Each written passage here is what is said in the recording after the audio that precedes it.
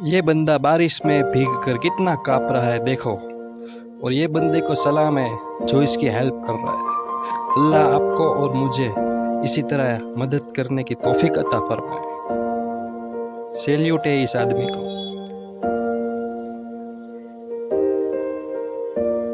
अल्लाह खैर और बरकत करे।